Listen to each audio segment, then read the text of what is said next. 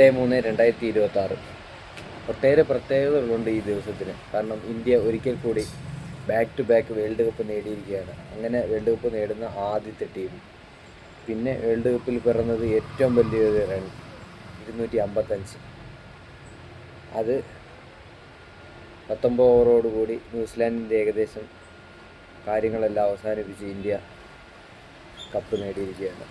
അതേപോലെ തന്നെ നമുക്ക് സന്തോഷിക്കാൻ പറ്റുന്ന വേറൊരു നിമിഷം എന്ന് വെച്ചാൽ കേരളക്കാരെ സംബന്ധിച്ചിടത്തോളം സഞ്ജു സാംസൺ കളിച്ച 3 കളിയിലും ഏറ്റവും മികച്ചിരുന്നു. 97, 89, 89 എന്നുള്ള റണ്ണെടുത്തിട്ട് പ്ലെയർ ഓഫ് ദി മാച്ച്.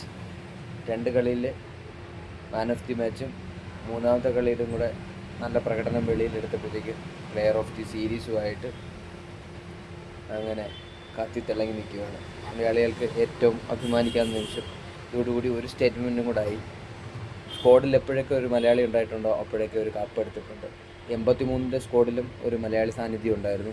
2007 അതിന് മുമ്പ് കപ്പെടുത്തത് 2020 കന്നി കിരീടം. അതേപോലെ 2011 83-ന് ശേഷം എടുത്തത്. 28 വർഷങ്ങൾക്ക് ശേഷം 2011 ധോണിയുടെ നേതൃത്വത്തിൽ അന്നും ശ്രീശാന്ത് ഉണ്ടായിരുന്നു. 2007 ശ്രീശാന്ത് ഉണ്ടായിരുന്നു. അങ്ങനെ 2026 കപ്പെടുക്കുമ്പോഴത്തേക്ക് 2024 സഞ്ജു സാംസൺ സ്ക്വാഡിലുണ്ടെങ്കിലും കളിക്കാൻ പറ്റിയിട്ടില്ല. പക്ഷെ 2026 കളിച്ചു.